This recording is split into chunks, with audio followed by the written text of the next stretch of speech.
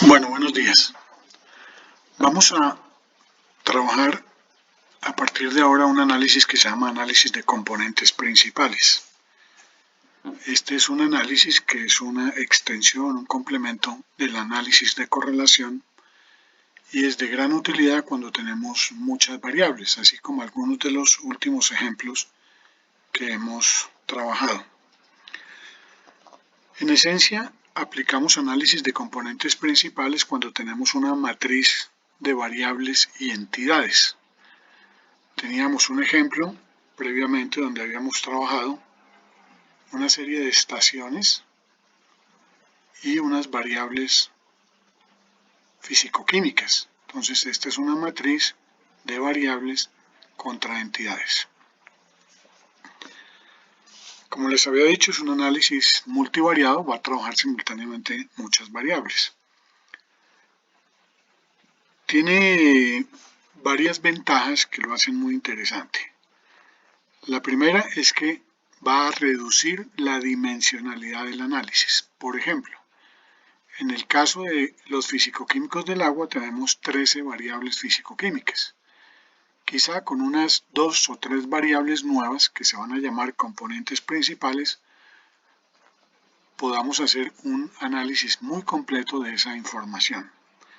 Entonces, el análisis de componentes principales va a crear unas variables nuevas que se llaman componente principal 1, componente principal 2 y así sucesivamente hasta el número de variables que tengamos. Si tenemos 5 variables, pues va a haber 5 componentes. Si tenemos 13 variables, como en los físico-químicos, vamos a tener 13 componentes. Pero algo muy importante es que con base en las correlaciones que existan entre las variables, él va a lograr acumular información en forma gradual en los distintos componentes. El componente principal 1 es el que va a tener mayor cantidad de información, el componente principal 2 tiene la segunda cantidad de información y así sucesivamente. Entonces vamos a poder trabajar con unas pocas variables que serían componente 1, 2, 3, quizá 4, donde tenemos una inmensa cantidad de información almacenada. Los últimos componentes pues seguramente no van a tener casi ninguna información. Cuando nosotros hicimos el análisis físico-químico en aguas, pudimos relacionar variables.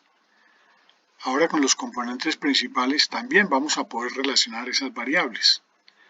Pero además vamos a poder relacionar entidades, es decir, cuáles estaciones se parecen a cuáles según sus condiciones físico-químicas.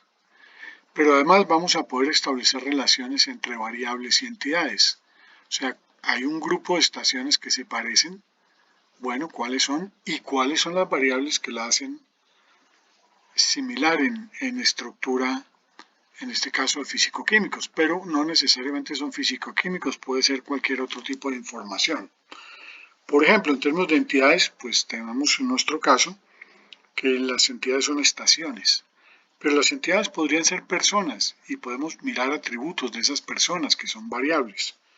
Podrían ser ciudades, podrían ser departamentos, podrían ser países y tenemos características de todas ellas. Podrían ser instituciones, igual podríamos tener características de esas instituciones, incluso podrían ser vehículos, podrían ser computadores, podrían ser celulares y cada uno de ellos tiene unas características. Entonces, la base es eso, tener una serie de entidades a las cuales les evaluamos unas variables que son unos atributos propios de esas entidades. Bueno, un supuesto importante en el análisis de componentes principales es que la relación entre las variables debe ser lineal, así como lo hemos hecho con regresión, así como lo hemos hecho con correlación. Y como esto es una extensión del análisis de correlaciones, pues vamos a procurar que las relaciones entre nuestras variables sean lineales. Ya en el ejemplo de correlación previo, nosotros miramos y comparamos los datos originales con los datos transformados a logaritmo y encontramos que era más apropiado linealizar esas relaciones con el uso de logaritmos. Entonces esta sería una matriz más apropiada, la de logaritmos, que la matriz original, porque va a presuponer relaciones lineales entre las variables. Bueno, algo que es muy importante tener en cuenta es que cuando uno va a empezar un análisis de componentes principales, normalmente el software con que lo vaya a hacer le va a preguntar si uno va a trabajar con matrices de varianza-covarianza o con matrices de correlaciones. Una matriz de correlaciones, valga la pena decirlo, es lo mismo que una matriz de varianza-covarianza, solamente que se realizó con las variables normalizadas. Si yo tengo los datos, por allá lo vimos en la primera clase, cómo se normaliza una variable. Si yo mis variables las normalizo y le hago un análisis de varianza-covarianza, pues voy a obtener una matriz de correlaciones, o sea que estamos hablando prácticamente de lo mismo. Pero entonces, ¿cuándo elegir uno u otro? La matriz de correlaciones la vamos a preferir cuando las variables que estemos trabajando tengan unidades distintas, estén medidas en unidades distintas. Y posiblemente podría ser que tengamos datos también muy diferentes. Cuando nosotros tenemos que todas las variables se midieron en una misma unidad, todas son manzanas o todas son peras, pues podemos trabajar directamente con la matriz de varianza-covarianza. En los casos como en el de físico-químicos, donde utilizamos logaritmos, valga la pena referirlo, los logaritmos, una variable que es transformada por logaritmos, los logaritmos son exponentes, por lo tanto son variables adimensionales, son variables que no tienen una dimensión, no tienen unidades. Entonces, muy posiblemente podamos preferir utilizar matriz varianza-covarianza cuando tengamos que utilizar logaritmos en nuestros datos. Bueno, con esta primera información de lo que es el análisis de componentes principales, es importante que ustedes descarguen un programa de internet que se llama PAST. En esencia, les voy a pedir entonces que hagan lo siguiente.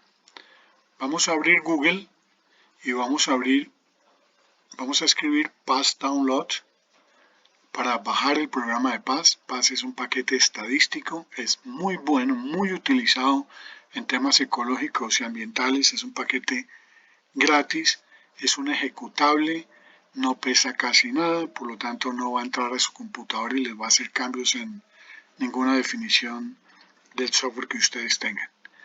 Entonces, una vez escriban PAST Download, busquen el que dice PAST UIO y allí pues les va a permitir descargar ese software.